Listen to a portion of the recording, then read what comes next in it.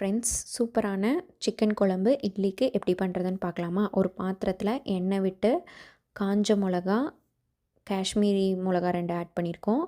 சின்ன வெங்காயம், இஞ்சி, பூண்டு, தேங்காய் இதெல்லாம் வாஷ் பண்ணி ஆட் பண்ணி நல்லா ஃப்ரை பண்ணிக்கலாம். அது கூட சீரகம், சோம்பு, மிளகு, பட்டை, கிராம்பு, பிரியாணி இலை, மஞ்சள் தூள், மல்லித்தூள் 1 ஸ்பூன், நாட்டுக்கோழி சக்தி மசாலா 2-3 ஸ்பூன் ஆட் பண்ணி நல்லா ஃப்ரை பண்ணி எடுத்து ஆற வச்சாச்சு. சைட்லேயே ஒரு குக்கரில் எண்ணெய் விட்டு கடுகு, கருவேப்பிலை, சிக்கன் நல்லா வாஷ் பண்ணதை ஆட் பண்ணிக்கலாம். நாங்கள் பிராய்லர் கோழி எடுத்திருக்கோம். நீங்கள் நாட்டுக்கோழி எடுத்திங்கன்னா இன்னும் டேஸ்ட்டாக இருக்கும். இது நல்லா ஃப்ரை ஆகட்டும். ஃப்ரை ஆகிறதுக்குள்ளே நம்ம மசாலா வறுத்து வச்சுருக்கோம் இல்லையா, அதை மிக்சியில் போட்டு நல்லா ஃபைன் பேஸ்ட்டாக தண்ணி விட்டு ஆட் பண்ணி அரைச்சி எடுத்துக்கலாம். தக்காளி ஆட் பண்ணல, நீங்கள் வேணும்னா ஆட் பண்ணிக்கலாம். குழம்புக்கு வந்து நாட்டுக்கோழி மசாலா தூள் தான் ஆட் பண்ணியிருக்கோம். ஸோ நீங்கள் முடிஞ்சளவு நாட்டுக்கோழி யூஸ் பண்ணுங்கள்.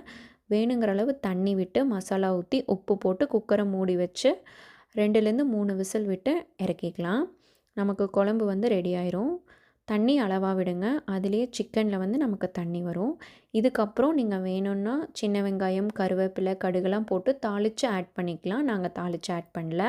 ஸோ இட்லிக்கு சைட் டிஷ் நல்ல சிக்கன் குழம்பு தண்ணி அளவுக்கு ரெடி. இதை ரைஸ்க்குமே நீங்கள் வச்சு சாப்பிட்லாம், டேஸ்ட்டாக இருக்கும்.